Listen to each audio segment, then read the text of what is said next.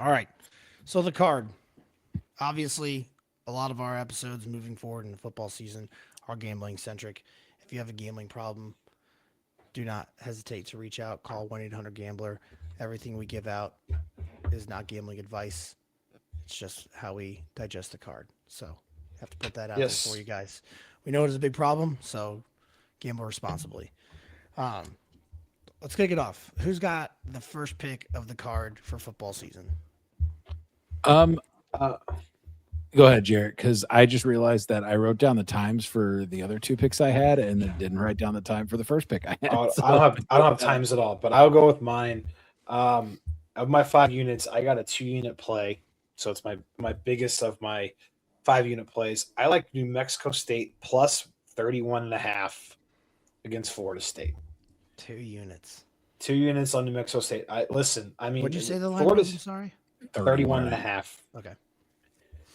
Florida State's trotting out Ashton Daniels at quarterback. He's 5-18 in his career as a starter. And it says 2023. He's the fourth worst among qualifying FBS quarterbacks over that span. Obviously, we talked about how Norvell's on the hot seat at FSU last week. But on the flip side, New Mexico State is more experienced than what you'd think. So they enter 2026 with 215 combined FBS starts, the second most in the Conference USA. The fourth most snaps. 92 of the 105 players are already in a program for the spring. They have 9 of their coaches return, a defense that forced 24 turnovers last year, which is 14th in the country, and 2 returning linebackers who combined for 156 tackles last year. So I think, obviously they're not going to win this game. They just got to keep it close. I feel like week 0 in these early weeks, you pick some teams that have these huge spreads where you can identify, like, I think this team can hang in there for 3 quarters and then someone's going to pull away. So that's what I think is here. So I like New Mexico State plus 31.5 against Florida State. Okay. Maybe we'll see an upset, and Mike Norvell will be out the door sooner than we thought. Yeah, maybe. I'm not gonna lie, I almost put this on my card. I didn't, just because the spread scared me a little bit, but I like where your head's at because the spread felt pretty big to me for a New Mexico State team that has not been anywhere near terrible for the last couple of No, years. So no. So we got Diego Pavia coming back to him. No, I don't hate it. I just didn't look at it. I stayed away from any huge spreads, just given the fact of what we had in front of us. So I don't mind it. My first one is UNC versus TCU same. Saturday at 11 a.m. in Dublin. When I look at you, Dublin. my penis doubles in size. Um, It's Dublin in size. the the spread is 7.5 in favor of TCU. The total is 47.5. Look, Bobby Petrino steps in to replace Freddie Kitchens as OC at UNC. Great hire to establish an offense. He took Arkansas from 105th in total offense to 10th. A&M from 92nd to 48th, in Louisville from 69th to 28th. So obviously he knows how to come in, turn around an offense.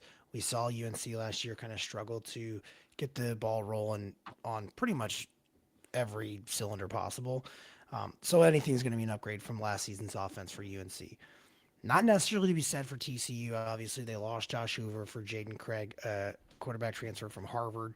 No gunslinger, but he's a serviceable vet with experience who should be able to come in and move the ball somewhat against a lackluster UNC defense. Because if anything, last year with their bad offense, we saw their defense wasn't up to par either. There's a ton of turnaround each side, but these two kicked off last year. There were 62 points total put up in this matchup with the Bobby Petrino offense, with what we've seen from TCU in years past. I love this total. I like the over a 47.5 for 2.5 units. Okay. Okay. First game. Sorry, I'm just writing it down. Yeah. I like that a lot. It wasn't my pick in this game, so I'm kind of glad that although I guess now that we're, putting units up against each other, it wouldn't have been a huge deal if we had been pitted against each other. But I'm also glad we didn't have the same pick because it'll provide a couple of different rooting interests in this game. I do think that there will be a lot of points scored in this game, particularly because of UNC's lackluster defense and also that TCU is a Big 12 defense. I think that aids in itself without going into too much detail. I had a pick in this game as well. I really like the trajectory that this TCU team is on. They won their last 3 games last year. They brought in Jaden Craig, who had a ton of success at the FCS level. I know it's a different game in FCS versus FBS, and also he was at Harvard, so a little bit of a different ball game. But the dude put up numbers when he was there for the last few seasons. TCU also got to keep Jeremy Payne and Jordan Dwyer to make plays on the offensive side of the ball, which I think will be huge for Jaden Craig. On the other side, UNC, they had a very long 4-quarterback competition this offseason and didn't really make a decision until last minute. And the man who came out of that winner played just 2 games last year. So there's a lot of question marks about what that quarterback room and what the production on the field from the QBs are going to look like for Bill Belichick in that offense. To Travis's point, getting Bobby Petrino and what he did with Arkansas's offense is going to help. But until Bill Belichick can show me something with this team and the uncertainties around the team going into the first game of the season, I like TCU minus 7.5. I put 2 units on it. I think that, they were the better team last year. They're the better team coming into this year. And with the little that we know, it's a good pick to start off your day. So I also had TCU minus 7.5 for 1.5 units. Okay. Ethan took a lot of my points, talking points away. The biggest thing for me is UNC's defense last year. Travis said they didn't really much improve. Ethan said they didn't really much improve. They ranked 127th nationally last year in short yardage 3rd downs and 134th on short yardage 4th downs. And they lost 7 defensive starters to an already bad defense last year. Now, they might replace some of those guys with some better dudes, but 4 of those starters were from the secondary. So I don't foresee them getting better. TCU took the belt to them last year. I think they take the belt to them again. I do think it's going to be a high-scoring game. I see something like TCU winning like 34 to like 24 or something like that. It's kind of what I'm seeing. I love it. Travis, what did you have on the units? Sorry, 2.5? 2.5, yeah. Okay. And I had 1.5 on TCU minus 7.5. All right. Well, that's good that you said that because I said 2 units. Perfect. Since Jerry gave his second, I'll roll into my second, and it is going to be NC State at Virginia. God damn it, dude. I'm taking the third one. Virginia is 5.5-point favorites this Saturday at 2:30. I'm just going to come right out and say it. I'm on the side of NC State plus 5.5. Absolutely. I love that number. While I know there have been some inconsistencies surrounding this NC State squad, they have the better quarterback. They do have the better quarterback, and that is literally, I didn't dive into anything historically data from last year except for quarterback play. They have CJ Bailey. I talked about them last week in the ACC. They were my sleeper team. He has been nothing but improving in his first 2 years at NC State. They beat this team last year. Granted, I know it was at home, but they beat them 35-31 in week 2. CJ Bailey versus Chad Morris. I think Chad Morris is an insanely better quarterback than Bo Beulah. I'm sorry. We had such high praises, and we were so ready for Bo Beulah to come into the Missouri team last year and just shit the bed. I don't think he's made out to be an every down quarterback. I think he is more of a plug and play type Taysom Hill, really shifty with his legs, can make things happen, but his accuracy throwing the ball is not going to get it done, which helps this semi-weak NC State defense getting to go against Bo Beulah. They don't even have to win the game. All they have to do is cover the spread of 5.5, which is a fairly large spread. Yep. And in a conference game this early in the season, I like NC State plus 5.5 for 1.5 units. I was about to ask you what your unit play was. Jared, do you have this game too? Or not. My last game is a different game. Okay. I'm going to roll into my thoughts on this because I also have NC State plus 5.5, excuse me. A lot of what Travis said I had on here, but for me, it's just continuity. Like CJ Bailey is a returning starter for NC State with a lot of offensive production returning, 3,100 yards, 25 touchdowns last year. You talked about Bo Beulah and the inconsistencies, but it's also inconsistent, and he was injured for a lot of parts of the year too. A guy who likes to be very mobile, so you're putting yourself in those situations to get injured. For a Virginia team that was a borderline college football playoff team last year, to take a step back at the quarterback position for an NC State team that already beat you, I find it hard to believe that NC State took a step back and Virginia took a step forward. I'd argue it's the exact opposite. So if you're going to go into the first game of the season, I like NC State plus 5.5. I almost took them outright for money line, but I thought that'd be crazy for week 0. I also put a 1.5 units on it. Okay. I'll go into my last play. It's a 1.5 unit play because that's all I got left. It is Hawaii and Stanford. I like the under of 49.5 on this game. Taking Hawaii unders, bold. Listen, these two teams, they played last year in week 0. It was 23-20, so 43 total points. Hawaii's quarterback, Micah Alahado, he was good last year. He threw for 3,000 yards, 24 touchdowns. He was the Mountain West Freshman of the Year in the 2026 preseason Mountain West Offensive Player of the Year. He got that accolade. But I think there's 2 important caveats. Their star wide receiver, Ashlock, has an undisclosed injury, might not play, and their defense is only returning 3 starters. And Jarrett, why are you saying that? They might let a lot of points. Well, Stanford on the other side of the ball also has a lot of uncertainty. They're coming off a 4-8 season. They got a new head coach. Their starting quarterback is Michigan transfer Davis Warren, who's coming back from an ACL injury last year. And really, I just think this is a game where Stanford's not going to want to track meet. You have a quarterback coming off an ACL injury. Let's run the ball, control the clock, try to keep time possession. And also the market's telling us this too. The total started around 50.5 when it opened up. Now it's down to 49 or even 48.5 in some books, depending on where you look. I also like the under 48.5. That's fine with me. I see something of like a 2017, 21-20 type game. It's going to be close, going to be tight. But I like the under of 49.5 for 1.5 units. All right. Well, we again have the same game. There's 2 different picks in this game. I have this game too, so let's see where you're going with this. Okay, so you had a 9-4 Hawaii team coming off their best season since 2019. They retained their star quarterback, Micah Alahado. Jared already talked about that. Paired with his favorite wide receiver. Talks about him not being able to play. I think if he's even somewhat healthy, he'll be a go. Their defense, while not fantastic, like Jared already said as well, is the weakest part of their game, specifically on the run defense side. However, you enter a Stanford team who has not had a season with more than 4 wins in 7 years. I don't know what's magically going to turn this program around. I know they brought Andrew Luck in as GM, but unless he's going to get his ass under center and start taking snaps for this team, I don't care. You got Davis Warren, Michigan reject, coming off an ACL tear at quarterback. They return a impressive 7 players on defense, but I feel like that's the side of the ball where you don't want to return that many players, considering the fact that they were the 92nd worst defense in college football last year. I've got Hawaii plus 155 on the money line for 1 unit. Okay. Riding with the Rainbow Warriors. Ethan, what do you got in this game then?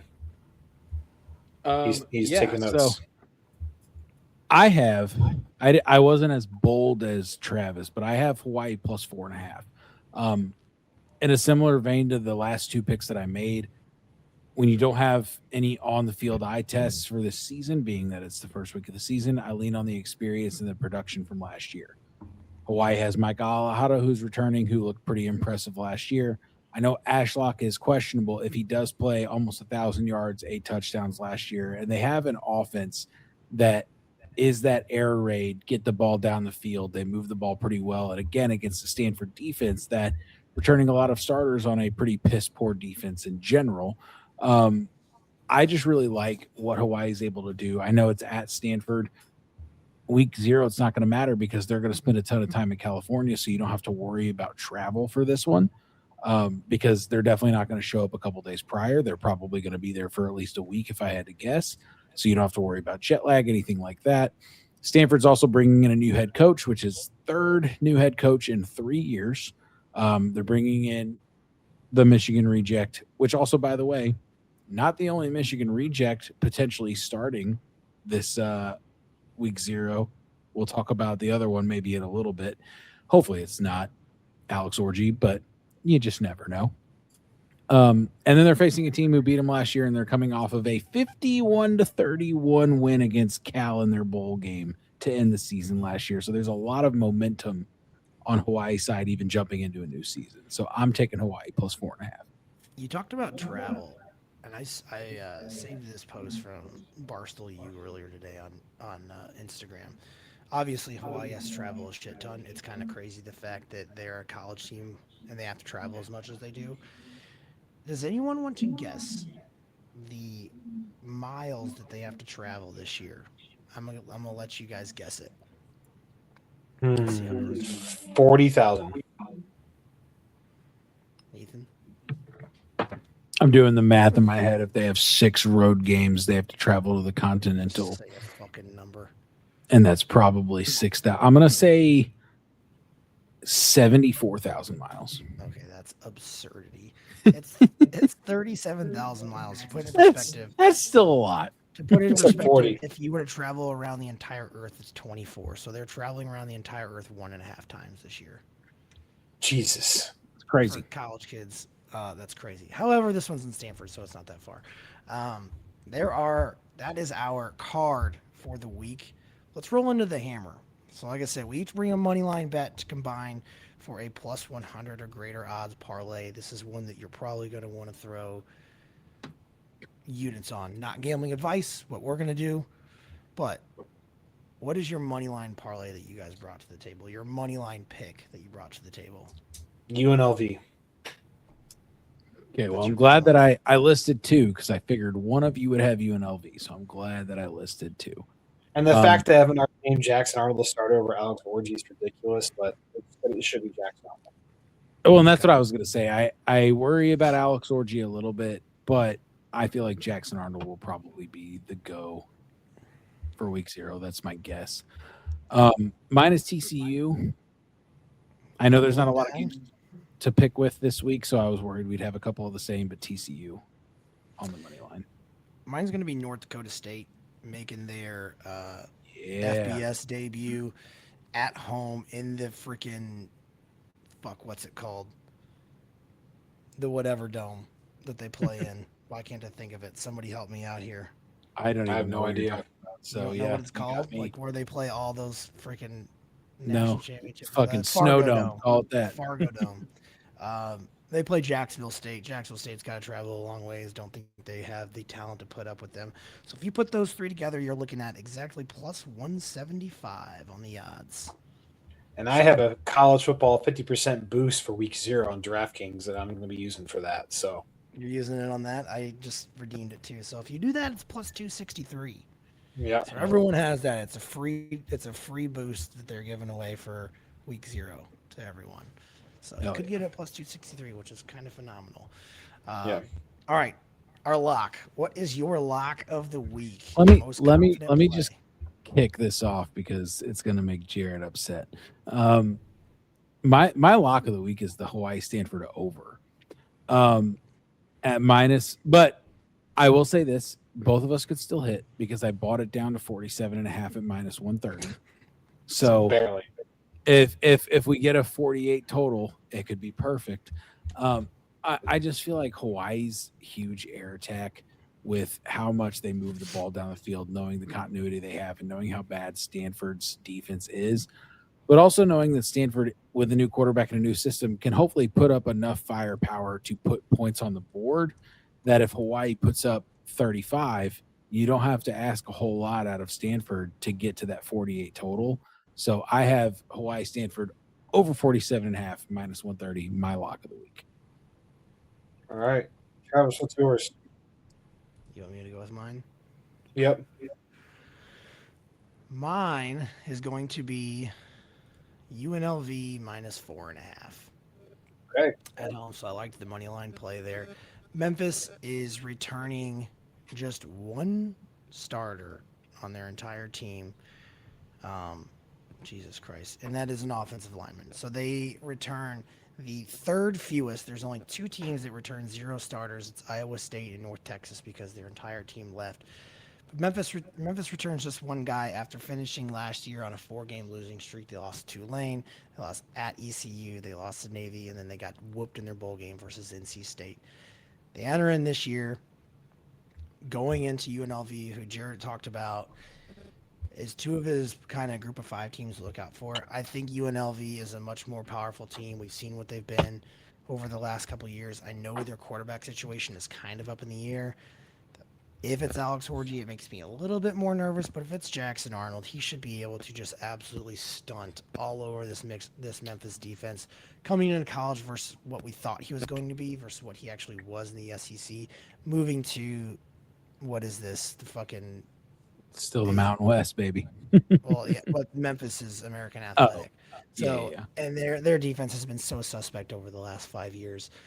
I just love UNLV minus 4.5 in this spot. The number kind of makes me a little weary. I wish it was closer to 3, but I still like it at 4.5. All right. Sound the alarm or something. I have our first lock as a prop for the year. Okay. Jaden Thomas, 80 plus rushing yards at minus 123. Travis talked about how terrible this Memphis defense is, returning one starter. If you look at his games, I mean, the kid rushed for 1,000 yards last year. But if you look at it, people are looking at his game log like, okay, how many times did he rush for 80 plus? Well, I'll tell you, 1, 2, 3, 4, 5, 6, only 6 games last year. But again, I think the quarterback situation leans a lot into this because if it is Alex Orgy, I think they're going to lean on Jaden Thomas a ton. The Jackson Arnold, I see him running a lot of option, and I still think Jaden Thomas is going to get his. I think UNLV is going to run all over this team. I think they're going to control possession. So I like Jaden Thomas 80 plus and minus 123 for my lock of the week. I like it. Parlay. I like that you went bold and went players on the first week, so I will ride that. We got already. to. We'll throw Jaden Thomas in that our hammer parlay and put Jaden Thomas Okay, don't- in at like 50 yards. Oh, No yeah, way so yeah. he doesn't run for 50 yards if they're going to win the ball game. Well, 50 plus is minus 472. If you do 60 plus, it's minus 280. So Okay. I like Okay. that. And that probably gets your parlay up to plus 500 with the boost. So we Yeah. like Yep. it even more. College football is in full swing.